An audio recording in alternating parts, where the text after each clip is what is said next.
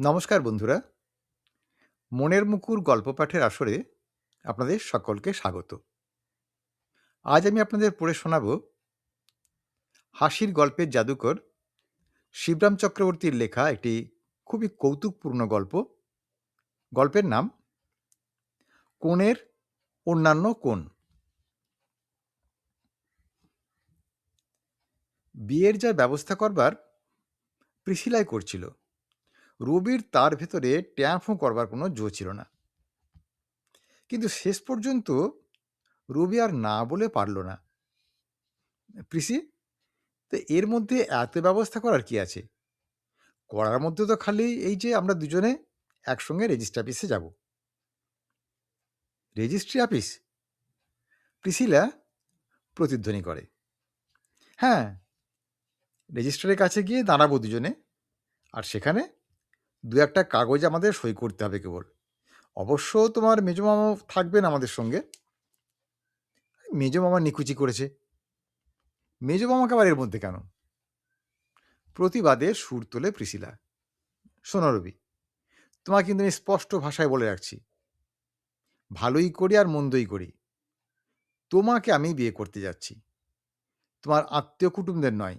বুঝেছ? তা এই বিয়ের ভেতরে আমার কি তোমার, মেজমামা কি সেজ কাকা, কাউকে আমি নাক গলাতে দেব না। আচ্ছা আচ্ছা, বেশ বেশ বেশ, তাই হবে। রবি বলে, তা এর জন্যে তোমাকে মাথা গরম করতে হবে না। আমি তো তোমার উপরই সব ছেড়ে দিয়েছি। বলতে গেলে আমি একটি লাজুক বর বই তো কিছু নই। হ্যাঁ, আমিও সে কথাই বলি। প্রিসিলা সায় দেয়। দেখো, বিয়ের ব্যাপারে কনেই হচ্ছে আসল। কনে না হলে তার বিয়েই হয় না। আর কনের প্রয়োজনেই তো বর। না দেখো, সব সময়ে নয়। রবি বলতে যায়, সবসময় প্রয়োজন বলেই নয়, বর কখনো কখনো বা প্রিয়জনও তো হতে পারে। ইস, এ তো আমার মেজ মামার মতো কথা বলতে শিখেছো দেখছি। অবশ্যই বর ছাড়াও আছে বিয়ের ব্যাপারে তারও প্রয়োজন, নিতবর রয়েছে। নিতবর? ওফো, নিতবরের কথা তো আমার মনেই ছিল না একদম। বেমালুম ভুলে গেছি। হ্যাঁ, ভুলে বসে আছো? বাহ বাহ, বেশ তো বেশ। সব কিছুই তো আমাকে মনে করে দিতে হবে, তাই না? কদিন ধরে শাড়ি ব্লাউজ কেনাকাটায় আর গয়নার প্যাটার্ন দেখে দেখে আমার তো নিঃশ্বাস ফেলার ফুরসত নেই। তারপর আবার নিতবড় যদি আমায় খুঁজে বের করতে হয়, হ্যাঁ তবেই তো হয়েছে। বেশ বেশ, বেশ বলেছো তুমি। না না, তুমি কেন খুঁজবে? আমাদের ক্লাবের থেকে কাউকে পাওয়া যায় কি না সে আমি দেখে নিচ্ছি। নিতবর যে একেবারে বাচ্চা হতে হবে এমন তো কোনো মানে নেই। আমার চেয়ে বয়সে একটু ছোট হলেই হবে, এই তো। রবি মাথা চুলকোয়। কিন্তু ক্লাবের এখন কাকে পায়? রেজিস্ট্রি বিয়ের ভোজ নেই বলে কেউ আসতে যাবে না বুঝি, নাকি? হ্যাঁ, তাও তো বটে। রেজিস্ট্রি বিয়েতে তো নিতবর লাগে না যদ্দূর জানি। রবি জানায়, তবে হ্যাঁ, একজন সাক্ষীর দরকার হয় বটে। একজন সাক্ষী কেবল? হ্যাঁ, তাহলে তো সে আমাদের গোপালই হতে পারে। প্রিসিলা জানায়। গোপাল?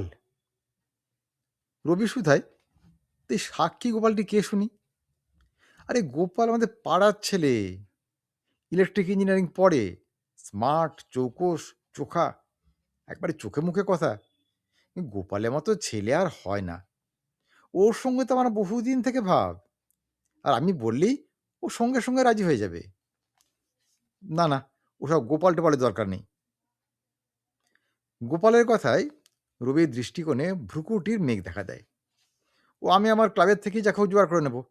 একজন সাক্ষী তো। প্রিসিলার হার্টের কারোর চেয়ে নিজের ক্লাবের কাউকে সে ঢের বেশি বাঞ্ছনীয় বোধ করে। বাড়ি ফিরে সে ভাবতে বসল, ক্লাবের থেকে কাকে কাকে বেছে নেওয়া যায়।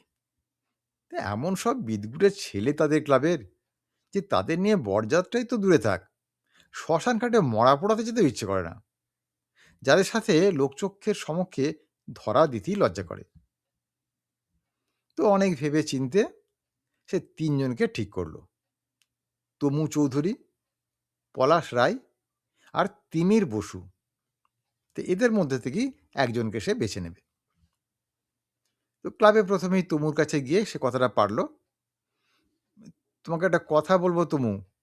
হ্যাঁ, নিশ্চয়ই, নিশ্চয়ই, বলে উঠল তমু। বলো না, কত চাই? তোমার টাকার দরকার? কোনো কুণ্ঠা করো না। আরে না, না, টাকার আমার দরকার নেই।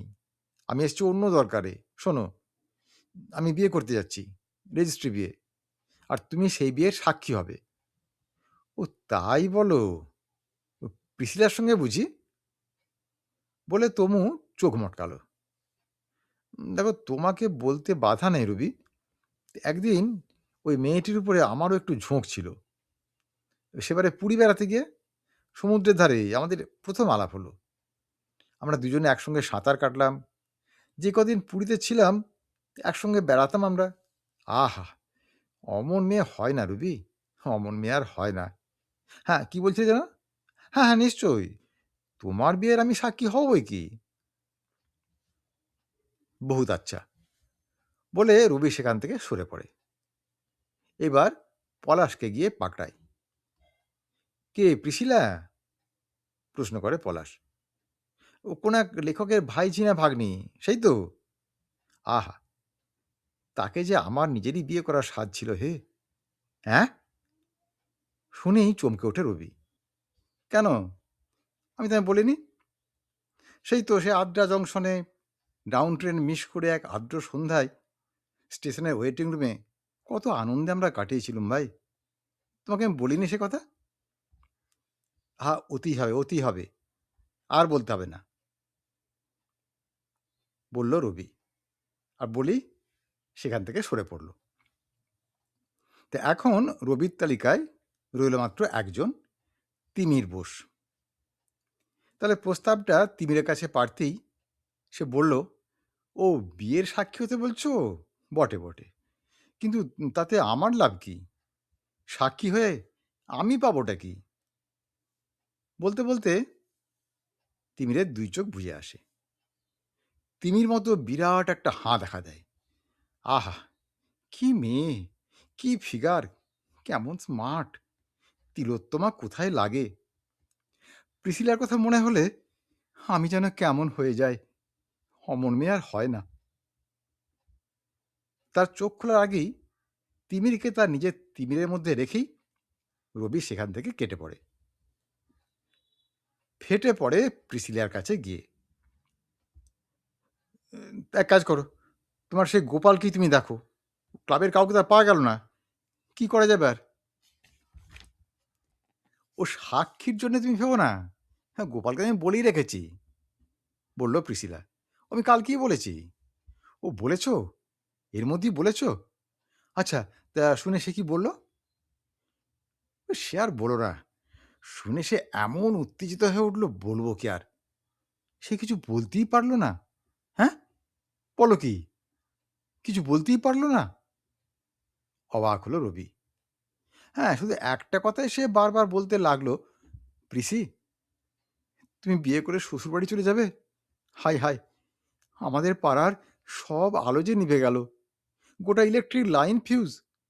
অন্ধকার হয়ে যাবে আমাদের পাড়া তুমি চলে গেলে। শুধু এই একটা কথাই সে বারবার বলতে লাগলো। হ্যাঁ, এই একটা কথাই?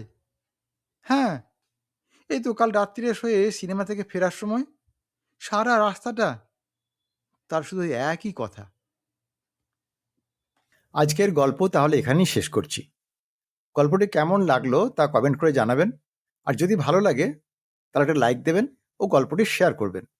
আর যদি মনের মুকুর চ্যানেলটি এখনও সাবস্ক্রাইব না করে থাকেন তাহলে এখনই সাবস্ক্রাইব করে দিন। আজ তাহলে আসি বন্ধু, খুব শিগগিরই আবার হাজির হব এরকম একটি সুন্দর গল্পের ভিডিও নিয়ে। ততক্ষণ সবাই খুব ভালো থাকুন, সুস্থ থাকুন, আনন্দে থাকুন। নমস্কার।